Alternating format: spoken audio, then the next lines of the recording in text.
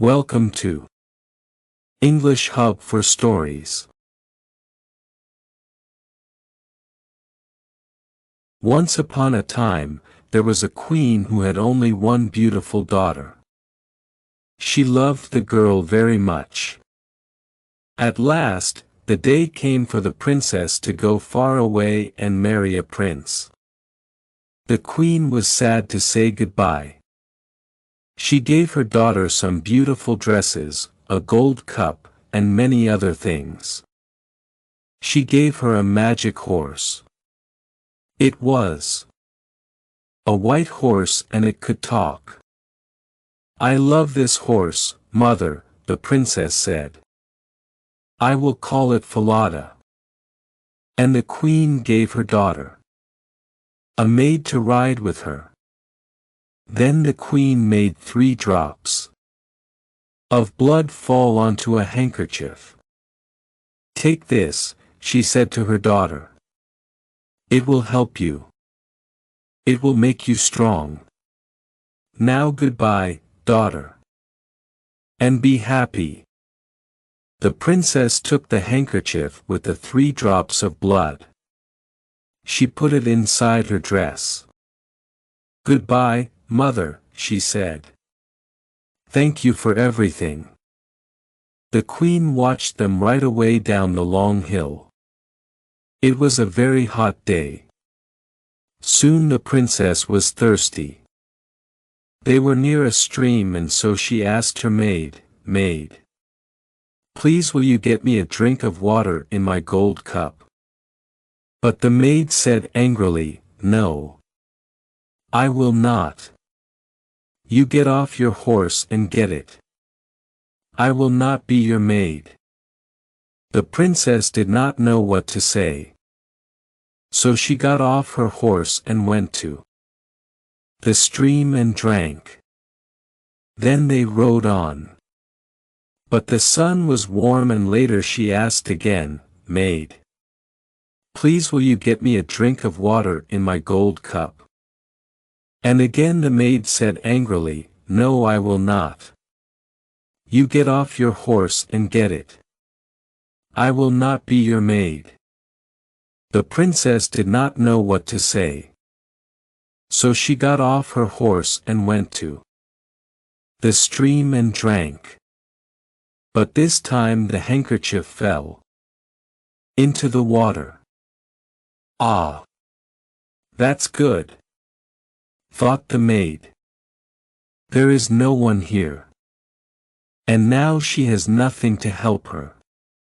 So she said to the princess, "Take off that dress and give it to me. You can wear my gray one. Be quick now or I will kill you. And I will have Falada. I am going to be the princess, I am going to be the bride. And you are going to be my maid." So they rode on. The maid rode in front on Falada. The princess rode behind her on the old gray horse. In the evening they arrived at the castle. The king and his son the prince came to meet them. "How do you do, princess?" said the king to the maid. "This is my son the prince." The real princess was left outside. But the king saw her. "Who is that girl?" he thought. "She has a beautiful face." "Who are you?" asked the king. "I came here as a maid," the real princess answered. "But you have many maids and you do not need me. I can find some work for you." "You can be a goose girl," said the king. "Come with me." He took her to a little house near the castle gate. "This is Kirsten's house," he said. "She looks after the geese. Kirsten, come. Here's a nice girl to help you. Give her some food and a bed, please." That night there was a big dinner at the castle. "This princess is going to be my son's bride," said the king. "They will marry in 3 weeks.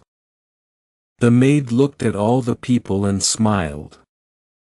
Later that night she spoke to the prince.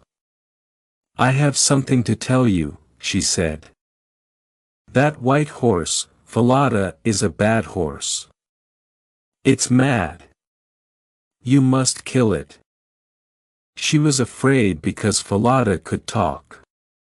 "Yes, my bride," said the prince, "if you want that, I will tell my men to take it away."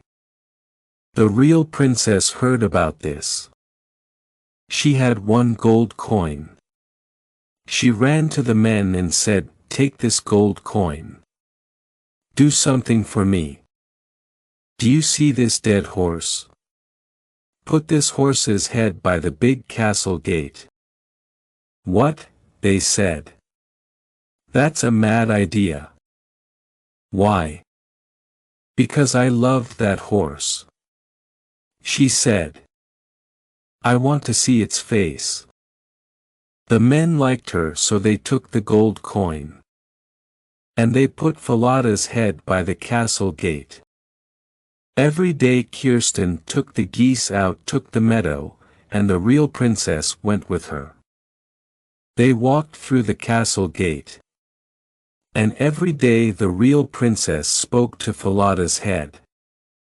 "Falada, my horse, do you know me?" "Yes, princess," the head answered. "You are the true bride." Kirsten did not like it. She thought it was very strange.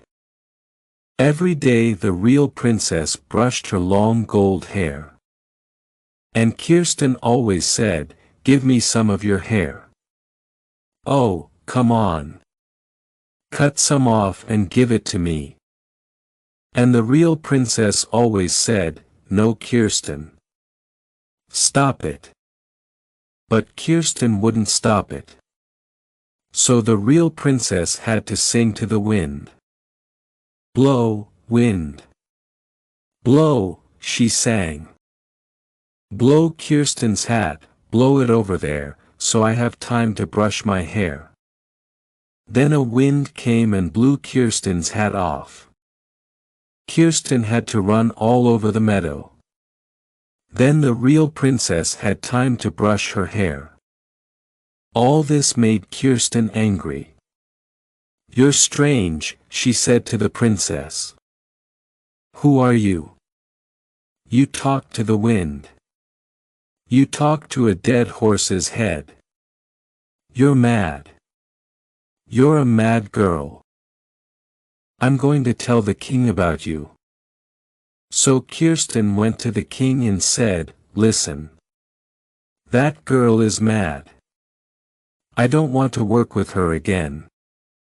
Every day she talks to a dead horse's head. And it talks back to her. And she sings to the wind. She asks the wind to blow my hat off. I have to run all over the meadow." Said the king. "I want to come and see this." So the next day the king hid and watched. And he saw that it was true. The king heard the real princess speak to Falada's head. "Falada, my horse. Do you know my—" "Yes, princess. You are the true bride." And in the meadow the king heard her sing to the wind. "Blow, wind. Blow," she sang. "Blow Kirsten's hat, blow it over there, so I have time to brush my hair." He saw Kirsten's hat blow off. And he saw her run all over the meadow. That evening the king said, "Who are you? I watched you today. I saw some very strange things. What is your story?" "Oh," answered the princess, "I cannot tell you my story. She will kill me if I tell you anything." The king thought. Then he said, "I see, you are too afraid to tell me. You can't tell me. All right. I will go out of the room. And you can tell your story to this old cupboard.